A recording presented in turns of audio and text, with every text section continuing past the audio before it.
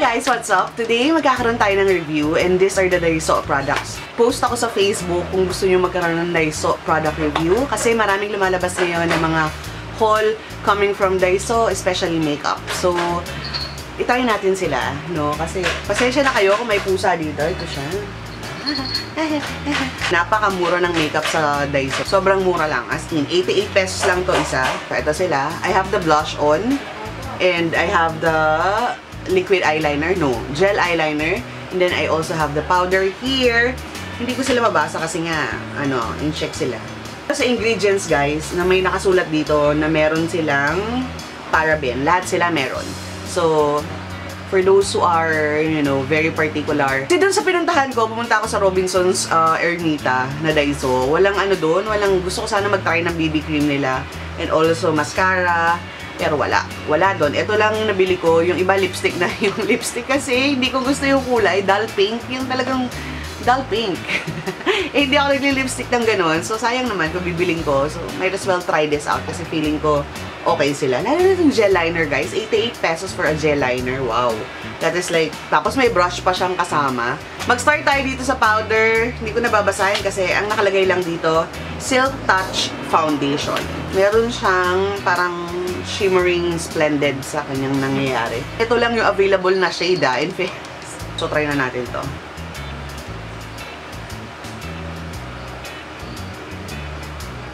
Pag naarawan, ayun. Pag naarawan, ayan, meron. Ang kintab masyado, para ako sa Edward College. Dito sa aking under eyes, merong kittiness na nagaganap. Bakit ganon? I-brush ko para mag-blend well siya. Kasi may kittiness na nangyayari eh. I-blend natin siya ng brush kasi baka mawala. So I'm using a stiffling brush. Continue on tayo. Now I'm gonna use the blush. Ito, excited ako. Ito yung kanyang blush. Ang ganda ng packaging, no? Very cute. Parang pang teenager ang peg. So pag binuksan nyo yan, ayan siya. So may puff siya. Ayan. So meron siyang, maganda to, anti-mess. Ayan yung puff na kasama niya. So i-try natin. Oh, ang ganda ng shade in all fairness. Ang cute ng shade. In fairness, marami siya. Siguro mga 3 taon niya itong gagamitin. Gusto ko yung blush, guys. Maganda siya. Wala siyang shimmer. Ang ganda pa ng shade niya. Yung color nito, pwede sa darker skin at saka pwede sa lighter skin. So, gusto ko siya. Babalik ko na lang siya. And I love the mini puff as well. Kasi hindi siya masakit. Tamang-tama lang. Ang ganda ng shade, no? Kahit sa real lighting or walang camera, maganda rin siya. So, i-close na natin to. And let's open natin tong gel eyeliner. Ito yung gel liner. Ang cute na. Lakas mo ka Barbie. At saka, ito yung brush. Ah! Natanggal ko agad. Pero parang ang ganda pa naman ng brush. Ayan siya, very matte black siya.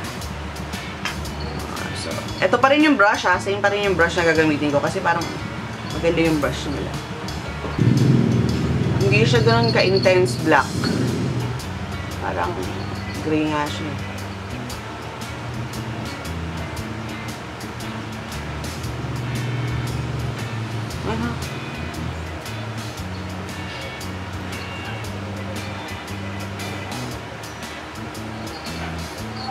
Meron siyang guys, shimmer. Tapos hindi siya black na black. Okay din naman. Maganda rin. Na siya. Okay din naman. I'm just gonna do the other side. Gusto ko makita nyo to kasi pag nag-curler ako, pag natuyo siya, hindi siya nagta-transfer. Ang galing. Iyo, walang transfer. Nice job. Alam nyo, yung press powder, gusto ko rin siya. Kung hindi lang siya overly shimmered, maganda siya actually. Kasi makabata tingnan kasi because of the shimmer. And I also love the blush. I super love the blush. Ang cute-cute niya. Maganda. Maganda yung shade. Ang ganda. And also, yung eyeliner gusto ko rin kasi nag-set siya, hindi siya nag-transfer dun sa aking eyelash curler. Ang ganda lahat. Ang ganda ng blush, ang ganda ng eyeliner, gel liner. Ang ganda rin ng press powder. Kung yung press powder lang, a little comment is that yung overly shimmered siya. So, aside from that, gusto ko silang lahat so far. So, asa yung phone ko?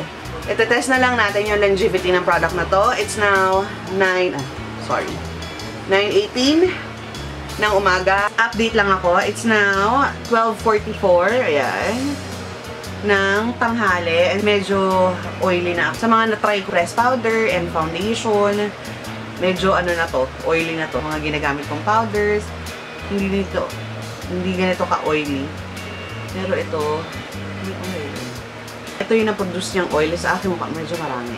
Yung eyeliner is still there. Very, very nice pa rin. Walang tanggal, walang nag-smudge, walang nagkalat. Yung blush on ko, andun pa rin, very intact. Yung shimmer nung sa powder, medyo nawala naman siya compare nung una application ko kasi sobrang visible talaga yung glitters nung una application eh. Pero ngayon, medyo nag-lilo naman siya, nawala ng onte. This will be my final update. And it's now 3:51 ng hapon. Almost 7 hours na ginamit ko yung produkto. Impressed about it. Especially the eyeliner. Gustong-gusto ko siya kasi until now, guys, as you can see, wala siyang budge, wala siyang kalat, wala kayong makikita. And to remind you guys, 88 pesos lang to ha. This is only 88 pesos. Ang ganda ng packaging, di ba? Lakas makapalis skill to ng peg nito. Wala akong nakitang pagta-transfer, wala akong nakitang smudging, wala akong nakitang kalat dito sa ilalim. Kasi usually, pag nagiging oily na ako, nagkakaroon siya ng kalat dito sa ilalim. But I didn't see that, though throughout the day, naging oily ako. And wala. Yung eyeliner ko, still on fleek, as you can see. Na-impress ako dito sa eyeliner na to. Plus, gusto ko rin yung ano niya, brush niya. So, nagawan ko ng paraan, dito kasi siya nakalagay sa kabila. So, sinunog ko yung tip, yung dulo, at dun ko pinasok, ayan. Ang ganda rin ng brush nito, guys, kasi hindi siya matigas. Malambot siya actually. Tapos, very thin yung line niya that you can do a small line and a big line with it. So, 88 pesos, meron ka ng eyeliner, meron ka pang brush. Wow. Just to remind you guys, itong eyeliner na to, it has a little sheen or shimmer on it. Kaya lang, hindi naman ganun kahalata. Tamang-tama lang, hindi siya ganun ka-OA na shimmer. Dito ganun ka-black. Ang color kasi nakasulat sa lalagyan nito, lame black siya. So, it's very lame black. Parang grayish, pero very dark gray siya ang kulay niya. Hindi siya ganun ka-black. But if you top it off with another layer, maganda naman siya kasi medyo black na siya. Katulad ngayon, medyo black na siya. Ang maganda pa doon, nung pinatungan ko siya ng another layer, usually kasi pag gel liner, nagbubutlig-butlig, namumuo siya every time you apply another layer. Ito wala. And also, it glides on smoothly nung in-apply ko siya. Alam mo, gustong-gusto ko to. Worth it? Hindi. Actually, sobrang nakamura ako for 88 pesos sa gel liner na to. Absolutely, it's a big thumbs up. I would suggest you guys try it out kasi maganda tong gel liner to. And this is only 88 pesos. Big thumbs up. And also, I love the blush. Yung blush na to, for 88 pesos, sobrang dami na to, guys. Until now, meron pa naman akong blush, pero medyo nag-lilo na siya compare sa kanina na talaga super intensely ang ganda ng kulay niya. Katulad ng ibang mga blushes, gano'n naman talaga sila. Once you oil up, at saka once you sweat up, nawawala sila because it's powder-based. Maganda yung compact nito kasi very hygienic. Close to. Tapos, hindi siya magkakalat kasi you have to insert the puff inside. At ang ganda ng shade niya. Ang ganda niya for everyday blush. Ang ganda niya. It looks so natural on the skin. Though it's powder.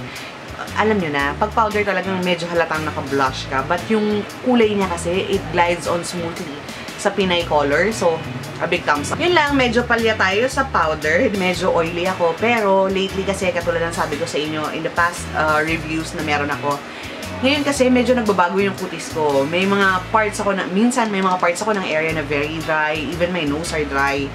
Tapos may mga araw din na dewy yung mukha ko pero hindi ganun ka-oily. Hindi na, ang skin ko ngayon hindi na ganun ka-oily unlike before.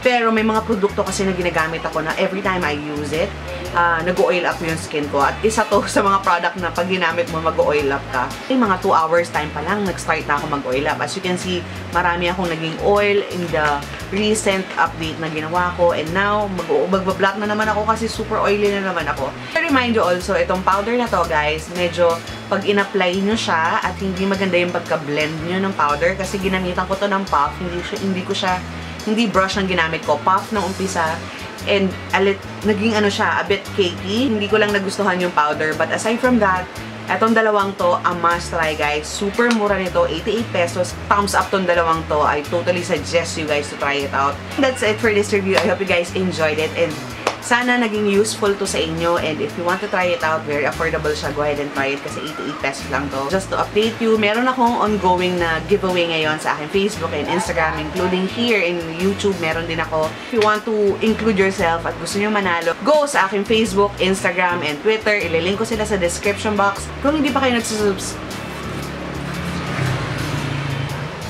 nagsasubscribe sa channel ko, please do so by hitting the subscribe button, especially if you love all of my videos at nagustuhan nyo yung mga videos ko. Subscribe na kayo and give this a big thumbs up also. And do not forget to be happy all the time. And have a great day and happy day too. I'll see you guys soon. Bye!